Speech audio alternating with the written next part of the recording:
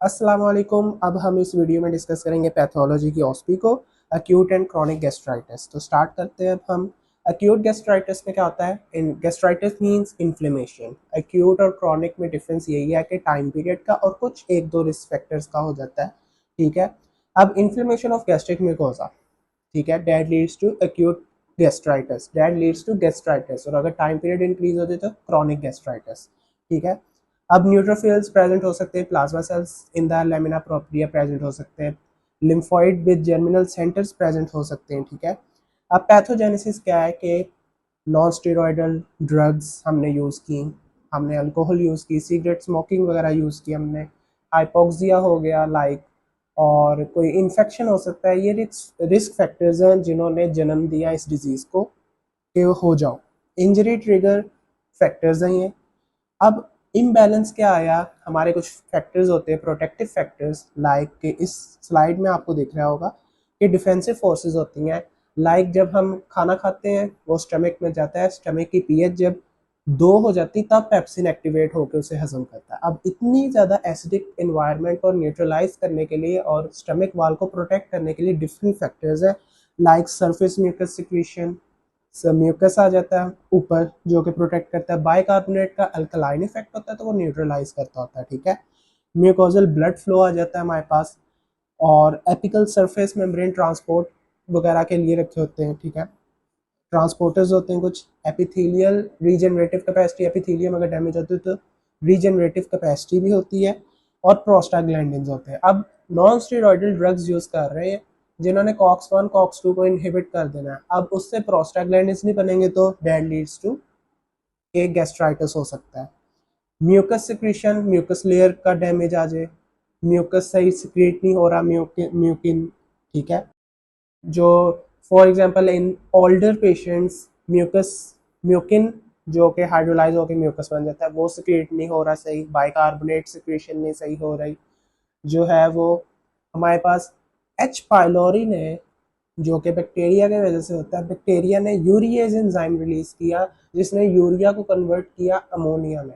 अब अमोनिया ने क्या किया कि उसने बाइकार्बोनेट ट्रांसपोर्टर्स का जो गुजरना है उसको रोक दिया, इनहिबिट कर दिया। अब बाइकार्बोनेट के जो ट्रांसपोर्ट होके आता होता है उधर वहाँ पे खलल डाल देना बैक्टीरिया का, यूरिएज एंजाइम क्रिएट करके, एच पाइलोरी यूजुअली होता है, यूरिएज एंजाइम क्रिएट करता है जो कि जिसकी वजह से अमोनिया निकलता है, यूरिया से अमोनिया में कन्वर्जन होती है। ठीक है। और उसकी वजह से फिर अमोनिया जो है यहाँ पे इनहिबिशन कॉज करता है और बाइकार्बोनेट निकलता है। तो एसिडिक एनवायरनमेंट जितना ज़्यादा रहेगा फिर वो कॉज करेगा गैस्ट्रिक इंजरी को। ठीक है। नेक्स्ट हमारे पास कुछ हार्श केमिकल्स वगैरह हो सकते हैं, हमारे पास कीमोथेरेपी हो सकती है, हमारे पास जो है वो डिफरेंट कैंसर्स को ट्रीट करने के लिए। अब ये कीमोथेरेपी वगैरह डीएनए को भी म्यूटेट कर सकते हैं, और डीएनए म्यूटेट हो गया, म्यूटेशन लीड्स टू कैंसर। ठीक है। तो कैंसर भी इसमें कॉज हो सकता है इन सीवियर कंडीशंस। ठीक है। अब नेक्स्ट उन्होंने इंजरी के फैक्टर्स भी लिखे हुए हैं, aspirin, tobacco, alcohol, cigarette, duodenal gastric, bile reflex भी आ सकता है। Duodenal gastric reflex means gastric hyper acidity, acidity ज़्यादा होगी तो that leads to acute gastritis. तो अब यहाँ पे इस स्लाइड का मतलब यही था, एक फ्लो चार्ट है कि इंजरी ट्रिगर से ये फैक्टर्स डिफेक्ट हुआ। अब ये फैक्टर्स जो डिफेक्ट हुआ हमारे पास, उसकी वजह से एपिथेलियल लेयर डैमेज हुई, एपिथेलियम लेयर डैमेज हुई तो लेमिना प्रोप्रिया तक सेल्स ने इन्फिल्ट्रेट कर दिया काम, और उसकी वजह से एक्यूट इन्फ्लेमेटरी रिस्पॉन्सेज आए, जिस न्यूट्रोफिल्स लेमिना प्रोप्रिया में चल गए। फोवियोलर सेल्स हमारे पास एक होते हैं, हमारे पास फोवियोलर सेल्स होते हैं जो कि सिक्रीट कर रहे होते हैं थिन लेयर ऑफ म्यूकस को और एक फॉस्फोलिपिड्स को, जो कि फूड को डायरेक्ट कांटेक्ट से बचाता है। अब ये फोवियोलर सेल्स हाइपरप्लेजिया भी हो सकता है यहाँ पे, इस केस में न्यूट्रोफिल्स जो है वो लेमिना प्रोप्रिया में इन्फिल्ट्रेट कर देंगे। आउटकम्स क्या आएंगी कि गैस्ट्राइटिस हो जाएगा, हेमोरेजिक गैस्ट्राइटिस भी हो सकता है, और सरफेस जो है वो रेयन हो जाएगी, खराब हो जाएगी, डैमेज हो जाएगी। ठीक है। अब मॉर्फोलॉजिकल अपीयरेंस क्या है एक्यूट गैस्ट्राइटिस की, के म्यूकोजा जो है वो एडिमेट्रस हो गया, हाइपरीमिक म्यूकोजा आ गया।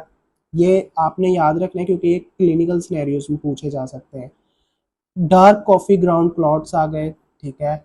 आपको वहाँ पे जो अफेक्टेड पार्ट है स्टमक का, फाइन पंक्टेट हिमोरेजिक क्लॉट्स वहाँ पे दिख सकते हैं, निशान बने होंगे, धब्बे। व्हेन स्वेयर तो मल्टीपल शैलो इरोजन्स आपको दिख सकती हैं, ठीक है। अब हम हिस्टोलॉजिकल लैंडमार्क्स भी देख लेते हैं, ठीक है। हिस्टोलॉजिकल हॉलमार्क्स, ठीक है। सरफेस एपिथेलियम में फोकल डिजेनरेशन वगैरह हो सकती है, फोवियोला पिट्स बन सकते हैं, न्यूट्रोफिल्स जो है वो क्रॉस कर सकते हैं बेसमेंट मेम्ब्रेन को, और ल्यूमन पिट एब्सेस हो सकती है, ठीक है। सरफेस एपिथेलियम में म्यूकिन कैप, म्यूसिन कैप वो लॉस हो जाएगी, बलूनिंग वैक्यूलेशन हो जाएगी, ठीक है। समटाइम्स कंप्लीट इरोजन हो जाएगी, ठीक है। तो रीजनरेटिव कैपेसिटी भी सही तरीके से काम नहीं करेगी। एपिथेलियम की फोवियोलर हाइपरप्लेजिया हो जाएगा, ठीक है। और न्यूट्रोफिल्स जो हैं वो क्रॉस कर सकते हैं, पेट एब्सेस बना देंगे। लेमिना प्रोप्रिया में एडिमा, एडिमेट्रस जो हमने पहले भी देखा था, वेस्कुलर कंजेशन आ जाएगी, एक्यूट इन्फ्लेमेशंस वगैरह हो जाएंगी, न्यूट्रोफिल्स जो है वो प्रीडोमिनेट कर जाएंगे। इओसिनोफिल्स भी आ सकते हैं जब एलर्जिक रिस्पॉन्स, और ये मोस्टली छोटे बच्चों में हो सकता है, चिल्ड्रन में, जिसमें उनको कोई काउ मिल्क की एलर्जी हो सकती है। जब वो मिल्क जाएगा तो इओसिनोफिल्स आएंगे और वहाँ पे इओसिनोफिलिक गैस्ट्राइटिस करवा सकते हैं, ठीक है। और ये बच्चों में होता है मोस्टली। इओसिनोफिलिक गैस्ट्राइटिस जो है वो एंट्रल और पाइलोरिक रीजन को इफेक्ट करता है, उसमें आईजीई लेवल्स एंटीबॉडीज जो है वो ज़्यादा हो जाती हैं, और ये बच्चों में होता है। पैरासाइटिक इन्फेक्शन भी इसके साथ एसोसिएट हो सकते हैं, और जस्ट लाइक दिस, ठीक है।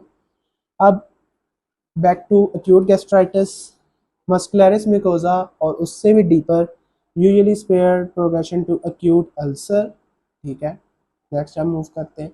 रिस्क फैक्टर्स क्या आ सकते हैं, जो हमने ऑलरेडी डिस्कस कर लिए हुए हैं सारे। इसमें जो नई चीज़ एक है, कीमोथेरेपी वगैरह भी मैंने आपको बता दी है। स्ट्रेस रिलेटेड आ सकते हैं, shock, sepsis, intracranial pressure, CNS trauma, swear Burns, इसकी वजह से भी ये सब कुछ हो सकता है, ठीक है।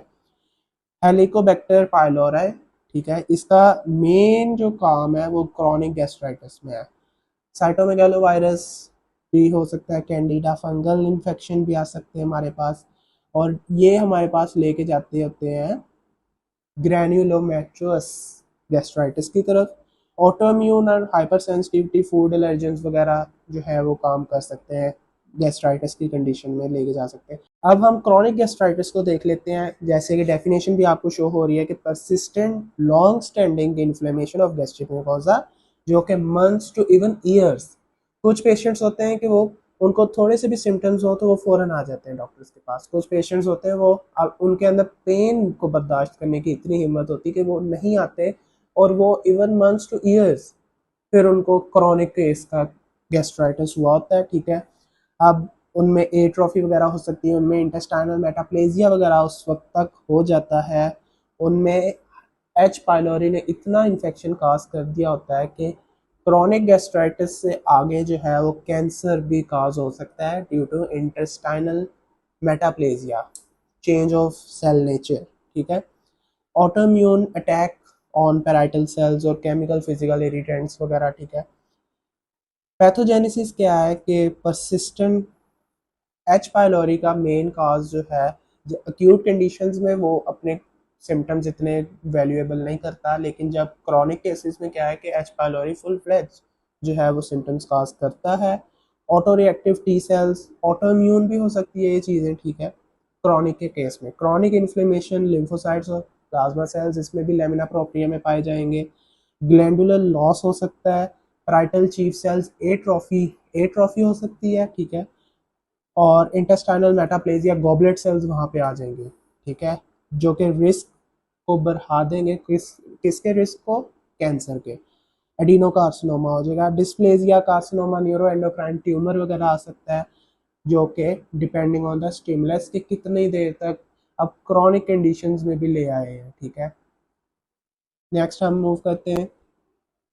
मॉर्फोलॉजी क्या है कि फ्लैटेंड ग्रे म्यूकोजा, जो म्यूकोजल फोल्ड्स हैं वो फ्लैट हो गए हैं, म्यूकोजल फोल्ड्स रहे ही नहीं है स्टमक में, ठीक है, लॉस्ट हो गए हैं ड्यू टू एच पाइलोरा, ठीक है। थिन और फ्लैटेंड चीज़ें हो गई हैं म्यूकोजा।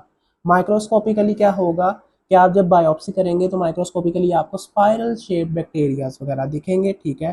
टिश्यू में आप देखेंगे लिम्फोइड्स विद जर्मिनल सेंटर एग्रावेट्स होंगे, एग्रीगेट करेंगे।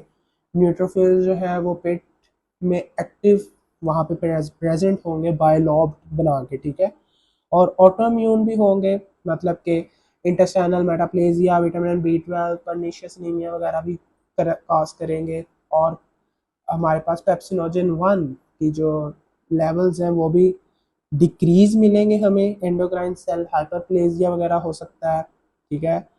केमिकल्स फोवियोलर हाइपरप्लेजिया इधर भी मिल सकता है, लेमिना प्रोप्रिया एडिमा भी हो सकता है। अब एच पाइलोरी क्या करता है कि कोलोनाइजेशन करवाता है, अपने नंबर्स को इंक्रीज करता है, वहाँ पे कैंसर करवा सकता है कैग ए की मदद से, साइटोटॉक्सिन एसोसिएटेड जीन ए की वजह से, ठीक है। वो क्या करेंगे कि ट्यूमर नेक्रोसिस फैक्टर और डिफरेंट इंटरल्यूकन्स वगैरह को रिलीज करवा के वहाँ पे कैंसर काज करवा सकते हैं, ठीक है।